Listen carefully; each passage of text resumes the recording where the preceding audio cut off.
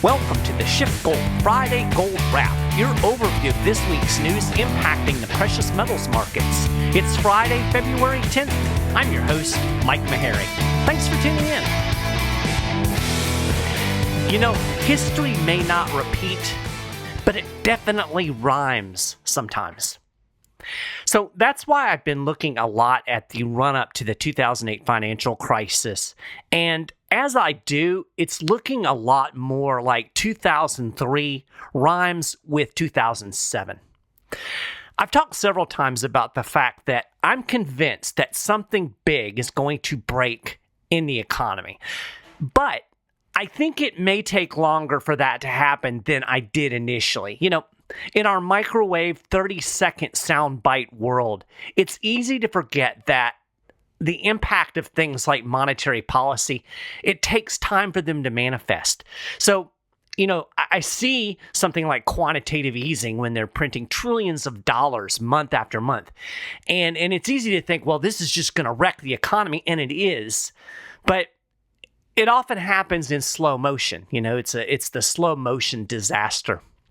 So, you know, the reality is you don't raise rates today and see the economy radically shift tomorrow. It takes months and sometimes even years before we actually feel the impacts of a given policy. I really think the 2008 financial crisis and the Great Recession are informative, though, because it's a similar scenario, right? The Fed slashed interest rates in the early O's after the dot-com bubble popped, and it blew up a housing bubble. And then it started raising rates, and eventually the housing bubble popped. That's what broke in the economy in 2008, but it took a while for all of that to play out. Now, a couple of weeks ago, I talked about how interest rates actually peaked in June 2006. So that was the height of the interest rate increases. The Fed held them there until September 2007 when home sales plunged. So we saw the housing market kind of breaking in mid-2007 going into the fall. And it was still almost a year later before we really got into the depths of the Great Recession. Anyway, they kept cutting rates in 2008 because they could see the shakiness in the housing market. But of course, they insisted that it was, contained. It was just subprime. There was really nothing to worry about. But, making some little rate cuts here and there just to make sure things are all right. That happened through 2008. And then they finally went to zero after Lehman failed and the poo really hit the proverbial fan. All of that to say that there was a pretty significant time lapse between the peak interest rates in that cycle in 2006 and that first rate cut in September of 2007. And if you believe the Fed, we haven't even hit the peak of this tightening cycle yet. Now, whether they'll actually be able to get there or not, that's a whole nother question.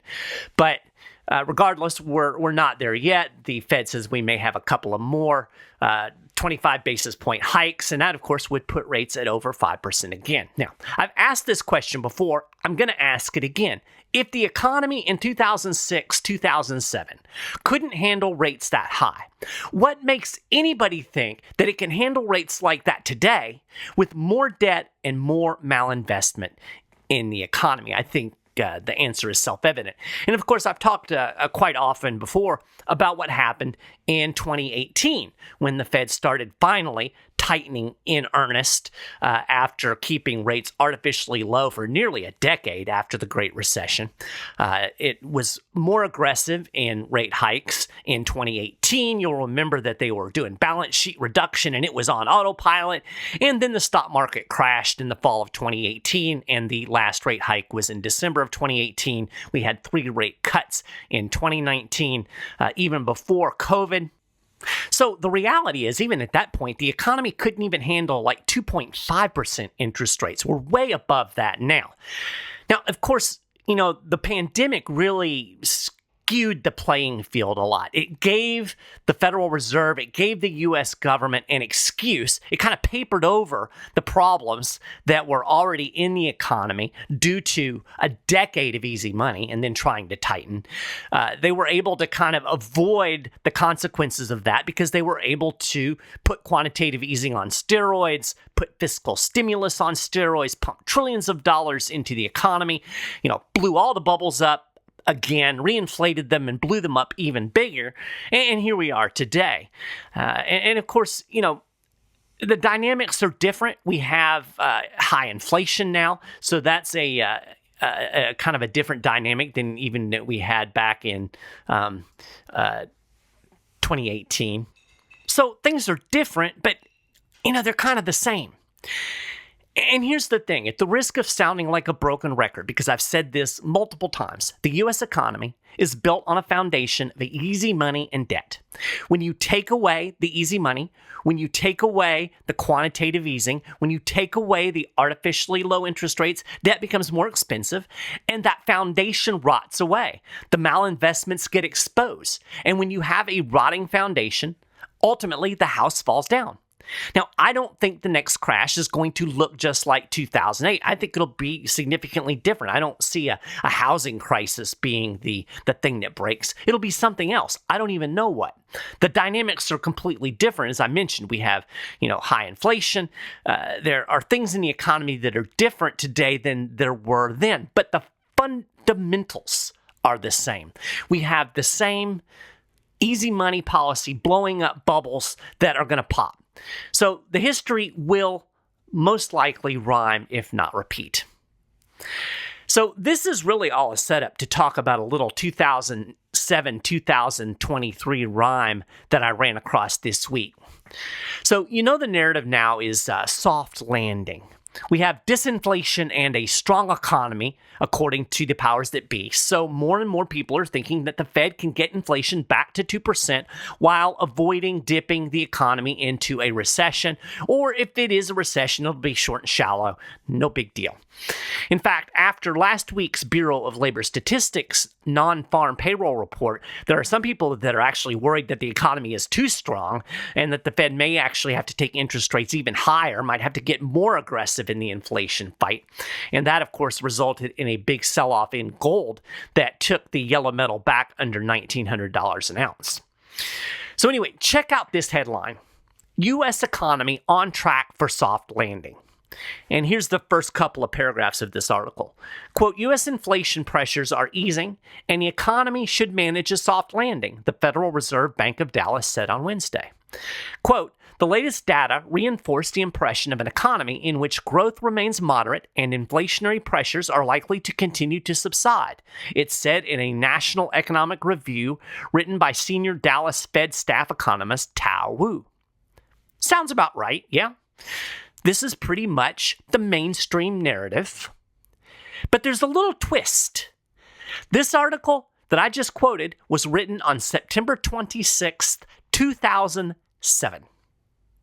They were saying everything is fine in September 2007, just like they're telling you everything is fine today. Now, we know history, and we know everything certainly wasn't fine in the fall of 2007. We were less than a year away from a complete meltdown of the economy and the Great Recession.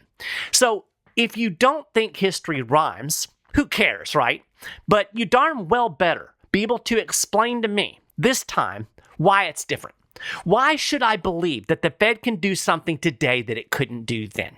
What's so different today that the Fed is going to pull off this soft landing and this get inflation under control? Oh, I know. We have the most awesome labor market ever. No, we don't. So let's look at the BLS non-farm payroll report that we got last Friday. Now, I don't know about you, but when I saw the January numbers, my initial reaction was, no way. I mean, I've been reading the headlines about all of the job cuts, and I'm supposed to believe that the economy added over 500,000 jobs in January. Something smells fishy here. As Tony, our analyst here at SchiffGold, put it, maybe we should take the L out of BLS and just go with BS.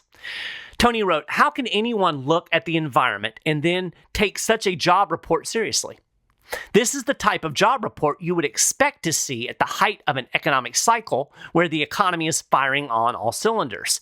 The BLS numbers are already hard to take at face value. I'll link to the full report that he wrote on the employment numbers on the show notes page. He digs into the nuts and bolts of this BLS report. But regardless, if you're skeptical like me, it turns out that your skepticism is warranted. Now, the mainstream got all giddy and breathless. They were using adjectives like, ooh, stunner, and wow, to describe this job report. But as with so many government numbers, you have to take a little closer look. A recent article published by MarketWatch did just that and found that there are 5 significant reasons to think the big January number was an anomaly and not a sign of a roaring economy. First off, we've got Morgan Stanley economists who offered 3 basic reasons that even if these are real numbers, January was probably a one-off anomaly and gave a false impression about the actual state of the labor market. Number 1, unusually warm weather. Number 2, an end to California's higher education strike that brought a bunch of people off the unemployment rolls. And 3, a very strong upward seasonal adjustment to the data. Now, the seasonal adjustment thing, that's interesting to look at. You know, a lot of businesses release seasonal workers in January after the holiday season. We all know this. You know, you have a big hiring in October for the Christmas season, and then folks work through that season, and then they're laid off in January once business slows down. So the BLS adjusts for this with quote-unquote season adjustments, and that smooths out the employment data over the course of the year. They do these seasonal adjustments with every report. So in effect, the BLS makes up some numbers to adjust the data. Now, I can't really emphasize this enough. They make these numbers up. It's like the CPI, right? They use formulas and they use assumptions. So the numbers are only as good as the formulas and the assumptions. And of course, the formulas and assumptions can be changed on a whim. And of course, I always assume that if the government is doing formulas and assumptions, it's going to err on the side of making itself look good, right? It's kind of interesting because if you go back to the 1970s, they used a completely different formula to calculate unemployment than they do today. The formulas that they use today and the assumptions that they make today actually understate unemployment compared to the 70s. So when you hear this is the lowest unemployment since whatever year, you have to remember that they measure it differently. If they were measuring it the same way, the unemployment rate would be much higher today than it's actually being reported. So you're not comparing apples to apples when you hear those kind of comparisons. Anyway, according to the Cato Institute, without seasonal adjustments, the 517,000 job gain in seasonally adjusted payrolls turned into an unadjusted 2,505,000 job loss. You heard that right. We went from 517,000 new jobs to minus 2,500,000 plus jobs lost. Now, the seasonal adjustment number may be warranted, or maybe not. Remember, it's a made-up number. You see big adjustments every January. If you go back and look at a chart, you'll see that actual employment numbers always drop in January, so they do this seasonal adjustment. So it's not unprecedented. But the adjustment this year seems particularly large, and it should at least make you go, Here's what one economist said about it. Whoa! The BLS job report for January was very strong. So strong, I don't believe it. The BLS is likely having measurement issues, most likely difficulty seasonally adjusting the data, which is especially important in January. This January was the 5th warmest on record. Now, I mentioned the warm weather earlier. That is particularly impactful on outdoor jobs, so construction. If you have a really cold winter with a lot of snow, people can't work, they get laid off. And so seasonal adjustments will actually adjust for that as well. So we had a warmer than normal January, which probably skewed the data some. Here's what economist Murray Rothbard said about any kind of adjustments to any kind of government data. I think we should do well to keep his observation here in mind. He said, the further one gets from the raw data, the further one gets from reality, and therefore the more erroneous any concentration upon that figure. Seasonal adjustments in data are not as harmless as they seem, for seasonal patterns, even for such products as fruit and vegetables, are not set in concrete. Seasonal patterns change, and they change in unpredictable ways, and hence seasonal adjustments are likely to add extra distortions to the data. So we have big seasonal adjustments. I think if you believe what Rothbard said, we can expect that there were significant distortions to the data. There's another factor that few people out there in the mainstream seem to be talking about at all, and that's the fact that most of these jobs are part-time. Since September, month-to-month employment growth in full-time jobs has been negative, so we've lost full-time jobs. Meanwhile, growth in part-time jobs has been positive, so we're seeing a shrinking number of full-time jobs and a growing number of part-time jobs. Ryan McMakin over at the Mises Institute pointed out that this rotation from full-time to part-time employment usually indicates a looming recession. We saw it happen in 1981, 1990, 2001, 2008, 2020, and now it's happening again in 2023. So again, if you believe that history rhymes, you should probably look at that and go, But don't worry. Jerome Powell says there's gonna be a soft landing. Here's the reality. The fact that people are moving from full-time to part-time work, the fact that more people are taking on extra part-time work to make ends meet, and the fact that more retired people are going back into the job market because inflation is eating up their retirement does not scream, this is a strong economy, as Joe Biden and others would have you believe. In fact, it is quite the opposite. This reveals an economy with a rotting foundation. Finally, MarketWatch highlights a Philadelphia Federal Reserve report called the Quarterly Census of Employment and Wages that casts even more doubt on the BLS numbers. In a nutshell, the QCEW estimates that the BLS data overstated the number of jobs created by roughly 1 million jobs in Q2. So if you go back to Q2, you look at the jobs numbers that they gave us, which were all great and wonderful. This report is saying that that was overstated by roughly 1 million jobs. Now, this quarterly census of employment and wages, it's a much more detailed report. It's probably more accurate, and it takes a long time for it to come out. So the next one's supposed to come out, I think, at the end of this month for Q3. But anyway, if you're looking at a overestimation of roughly 1 million jobs in Q2, again, this should just call into question this crazy job report that we got in January. It doesn't pass the smell test. So, again, if they didn't get things right in Q2 and it was overestimating job gains then, why should we believe January's data? It's out of whack.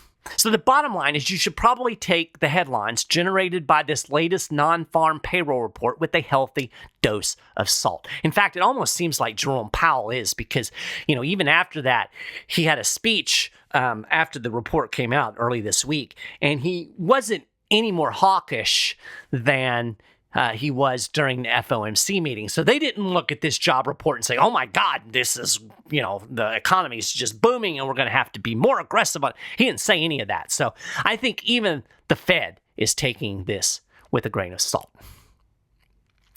I want to close out the show just touching on the extraordinary level of central bank gold buying through the last half of 2022 and really 2022 as a whole. I got an email from the World Gold Council that was actually correcting their 2022 gold demand report. Initially, they said that the 1,136 tons of gold bought by central banks was the second highest level since 1950. As it turns out, it was the highest level since 1950. And they've only been tracking this data since 1950. So, in effect, 2022 was a record year for central bank gold buying.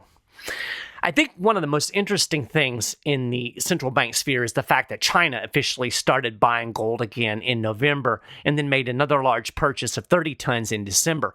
That raised China's total gold reserves to over 2,000 tons for the first time ever. Now, the Chinese central bank accumulated 1,448 tons of gold between 2002 and 2019, and then it suddenly just stopped buying, at least officially. Now, many people speculate that the Chinese continued to add gold to its holdings off the books during those silent years. And in fact, there were large unreported purchases of gold by central banks in the last half of last year. And basically, that just means that looking at the movement of gold, it's clear that there was a big purchase, but it wasn't officially recorded anywhere, so we don't know exactly who did it. It was probably China or maybe Russia or possibly both making these unreported purchases.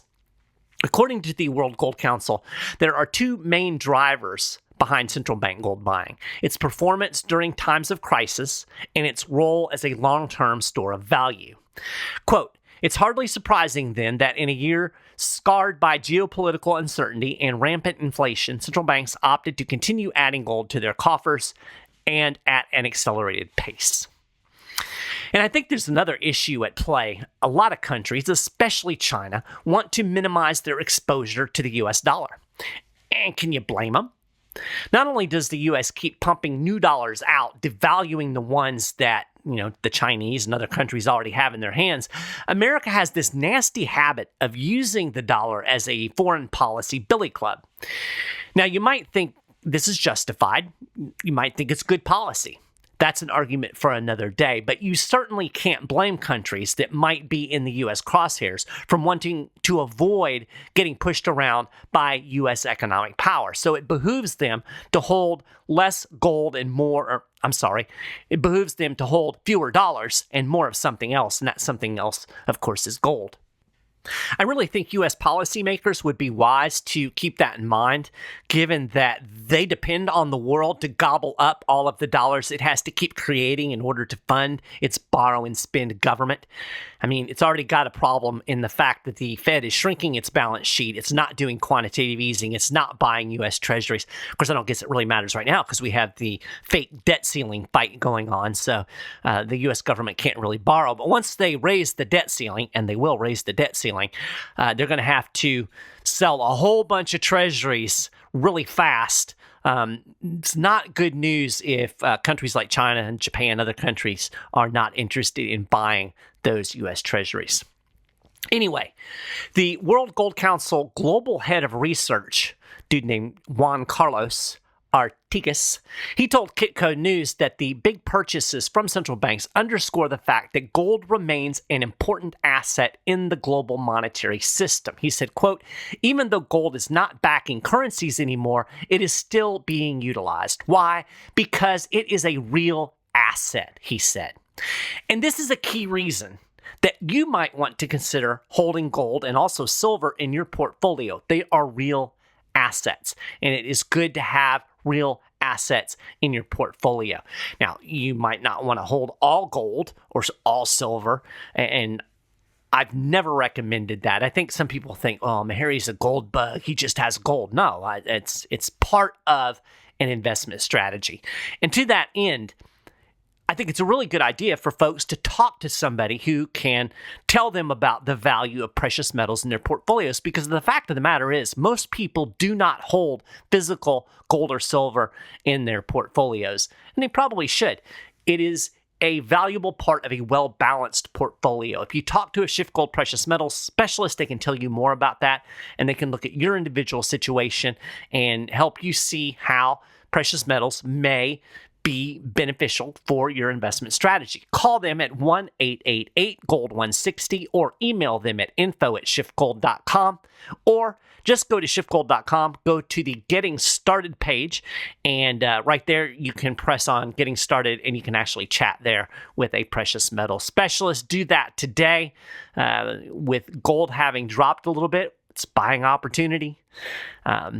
I'm inclined to think that this drop is going to be temporary. We were seeing a pretty good, steady increase in the price of gold. I think this is a little correction and a buying opportunity.